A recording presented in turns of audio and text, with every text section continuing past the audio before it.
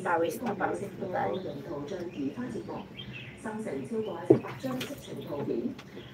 Thank you sa inyong lahat. Hindi pa namumulaklak. Andi, the past years, namulaklak siya. Meron yata akong video nito eh. Ay, may picture. Hindi naman tayo friends ah. Ano siya, nung una, kasi tinanim ko to galing sa tangkay ng regalo kay amo eh.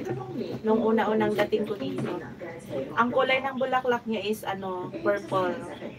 Tapos nung habang tumagal siya, naging naging ganito yung kulay niya. Apple green yung bulaklak niya. Pero I think nag-iba siya dahil sa climate.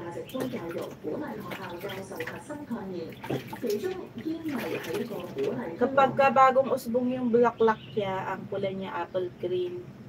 Pero pagka na siya, matured na yung bulaklak niya, nagiging purple white siya.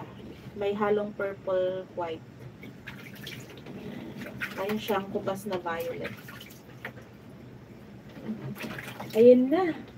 Ahon na, dali na. Iahon ko na siya. Mabigat to 7 kilos.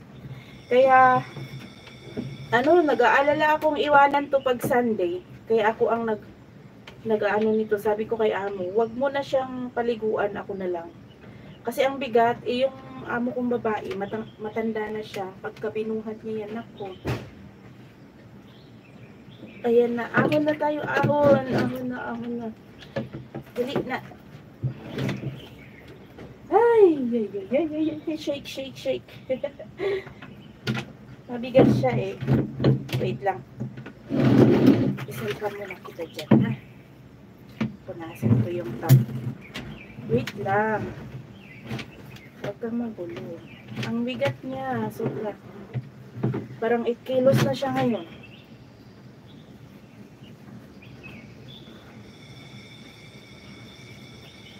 Ayan.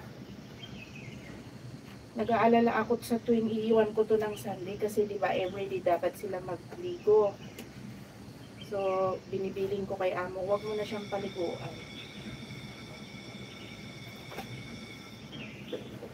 Kasi ang inaalala ko yung amo ko.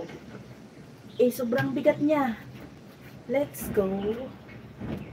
Oh no. Meron pang tubig ko.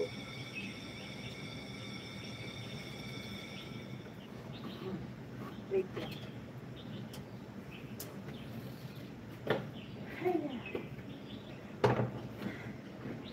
Dalhin ko kayo. Papakita ko sa inyo. Magkakain na sila. Oh, the small one is there already. Eating. eating the food I prepare. Huwag dyan. Kaloka.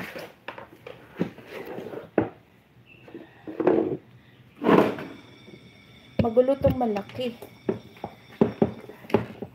Hindi yan sisipunin. Oh, di ba ang bilis niya? Oh, you see? Kung gaano siya kabilis. And that's their setup. They're drinking water. Then, ang pagkain nila. O, sige, mag-enjoy kayo manood ng nakain na turtle. Iayos ko muna yung kanilang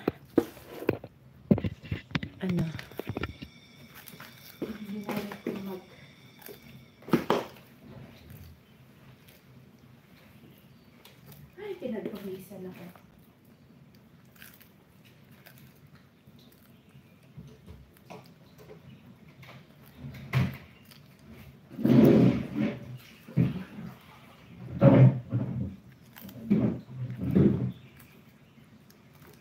Paano kasi yung magandang lalaki? Anong lakas-lakas ng baby?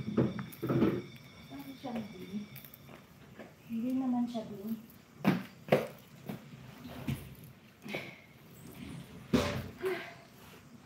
Ang init. Sobrang init. Iyon ko yung